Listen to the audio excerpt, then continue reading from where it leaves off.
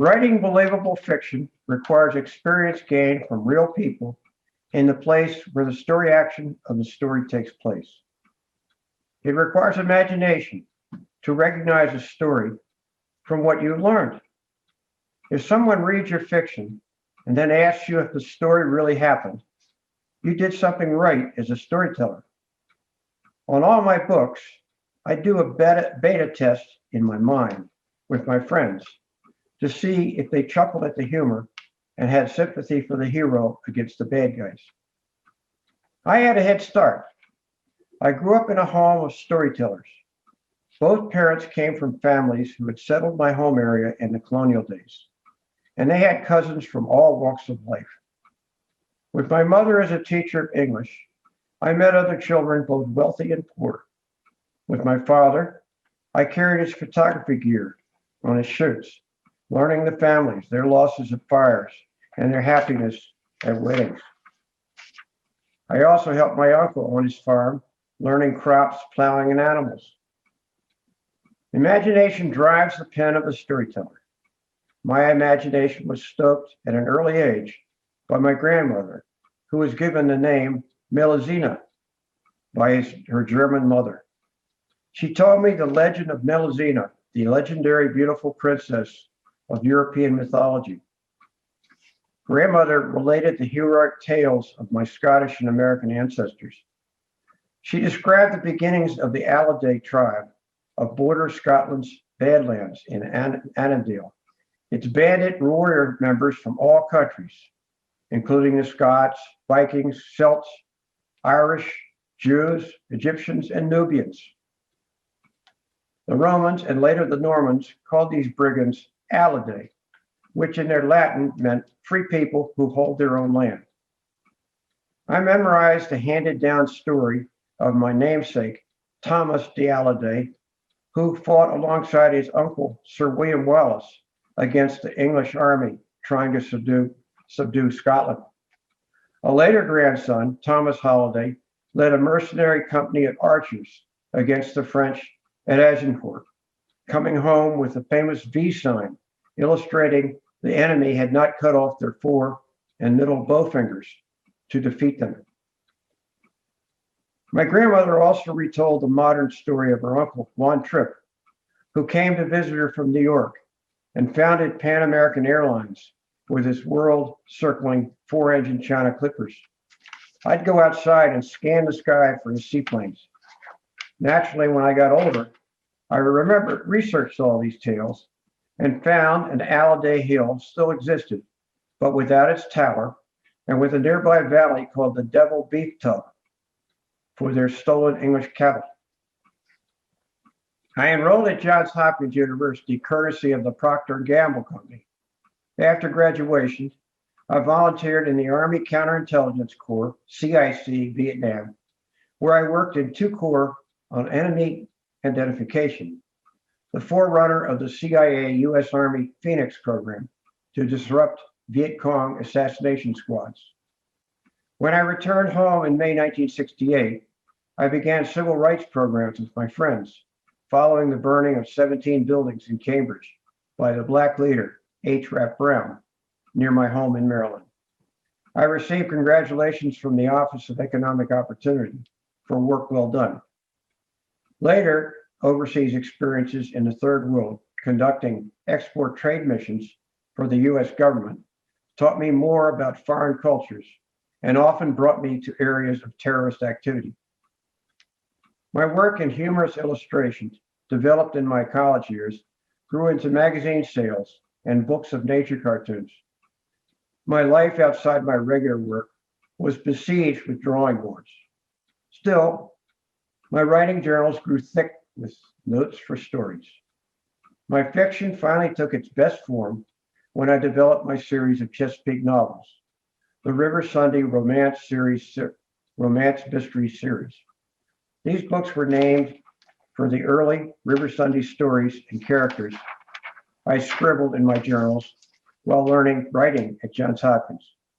More adventures and characters had come along from my years of business and travel in the States and around the world. The series codified these notes into stories of good and evil and the continuous fight against mysterious enemies. I imported these characters to my fictional town. They loved and fought in a Chesapeake world my storyteller mind knew well and imagined as a microcosm of America. In 2003, Slave Graves was published digitally by my own company and copyrighted. It was sold in the Amazon Marketing Network, among other vendors like Barnes & Noble and Apple, in the new and popular ebook marketplace. Paperbacks followed, and finally audio. Hardcovers seemed to be a declining track of the market as bookstores fought to keep business. In this first ebook, drafted from notes first begun at Johns Hopkins and before, an archaeologist, a former Vietnam veteran, faces murder by modern townspeople, determined to hide his uncovering their colonial ancestors' massacre of a shipment of slave American African men, women, and children. In slavery days, children were prized as less likely to be sick. This book still reigns as a winner in the Amazon book rankings. It draws heavily on my work with local Black racism and, of course, my own experiences in war. In 2007, Magnolia Gods was printed. At the beginning of the Cold War, a soldier is betrayed and named a traitor, but years later, his family is still trying to prove his innocence.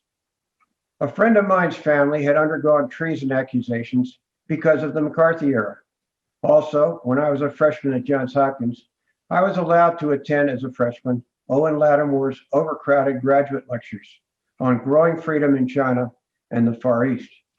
I will never forget him, another accused of communism, complete with mustache, sitting in his little Gilman Hall attic office, where he gave me Susuyu Yen's Mandarin language book. 2009 welcomed my third book in my River Sunday series, Powerboat Racer. A successful Black race driver hides for years from a sheriff's murder charge. This novel used a backdrop of my childhood with my small outboard boat and a Black mechanic whom me and my buddies loved as a pal. His shop was a favorite hangout, talking boats and engines near his large water tank for outboard testing. This book draft sat in my journals long before my Hopkins years. In 2010 came Gold, my first science fiction effort. Johns Hopkins prompted my love of science, although I was never a scientist to Hopkins standards. I should say the science in my novels requires months of correct research for each book, especially this one, which requires so much on early American history.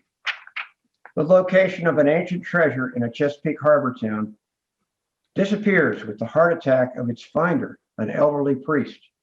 The town is suddenly overwhelmed by prospectors who will do anything to find the gold. My childhood was filled with tales of long ago pirates repairing their 17th century ships in the numerous rivers around my town. As a child, I kept an eye out on beaches for lost doubloons. As a matter of fact, I taught my children to do the same on Maine beaches when they were little, not that they knew what a doubloon was. In 2012, Terrorflower was published. Fanatic Nigerian and German terrorists hide on a Chesapeake farm to firebomb a nearby city. My experience with terrorists came not only from Vietnam, but later witnessing the terror of a Gaddafi attack on our Lagos embassy where we were working. In 2013, I finished China Jewel. A modern race between new tell ships across the Pacific leads to storms, murders, a past history of a stolen Chinese emerald, and romance. From childhood, I heard of the famous clipper ships built nearby to race to China for tea purchases. With the coming of the modern white bread ocean races, sponsored in England in 1970, the races with fast yachts on the old ocean routes began. I had also written of a local clipper built nearby in 1831, and even sponsored an underwater search off Staten Island for the remains of her wreck in 1990. Of course, with my cousin Ron Tripp founding Pan American Airways, I included a resurrected Barton 130 China Clipper seaplane as the hero's vehicle to follow the race. My next book, published in 2015, was Easter Sunday. A boy's search for a war relic gets him buried with little hope of rescue in a swamp mud cave as a storm flood arrives. Personal love of the swamps of the Chesapeake and the animals therein prodded me to write of these waters. My boyhood knowledge of muskrats led me to star them as heroic and creatures of old legends. The characters that summit the rescue were related to radio amateurs, fellow Harley-Davidson riders, Black political leaders, firemen, and women I have known for years. Power came along in 2017. In this second science fiction novel, a secret social media cult attacks the national electric grid and holds an oilman's daughter as hostage. Growing energy costs and anti-fossil fuel movements form the background in my imagination for a cult promising free energy to its hordes of internet fans as a result of its violence. The heroine of this book is a clever veterinarian who owns a locket featuring a three-legged dog. Warboat was the result of my studio's work in 2019. A grandson uncovers the true story of a Chesapeake town's home-built warboat fighting against a Nazi U-boat on war patrol, raiding its shores before the World War was declared in 1941. This was a story my imagination longed to tell of modern descendants decades after the American Revolution. The book portrays the ingenuity and bravery of small-town volunteers fighting with outmoded guns for freedom from a foreign oppressor. As in the fight for our country, there were spies from the enemy. The latest of my books came out last year, 2020. The increasing CO2 climate crisis causes oxygen-starved, hungry tiny ants from deep in the earth to come out of their nests to attack and eat larger animals, including humans worldwide. It's another foray into science fiction, telling a story of the possible outcome of the climate crisis and showing that the enemy can be the trillions of tiny creatures living on the planet that are threatened by human selfishness. As in so many crises, when the attack comes to their own village, the regular people are left to their own devices when the government can provide no viable defense. All my work for the rescue of wildlife against human predation led to this book. So I must say, I'm hard at work with 3 new books for my fans in various stages of completion. I also haven't forgotten my love of drawing humorous cartoons and have another cartoon and family-oriented book on my drawing board. I have updated and moved more cartoons into the art world of Cafe Press, where by popular Nature's Viewpoint garden animals and flowers speak out their humor and wisdom on millennial porcelain and clothing. Thank you.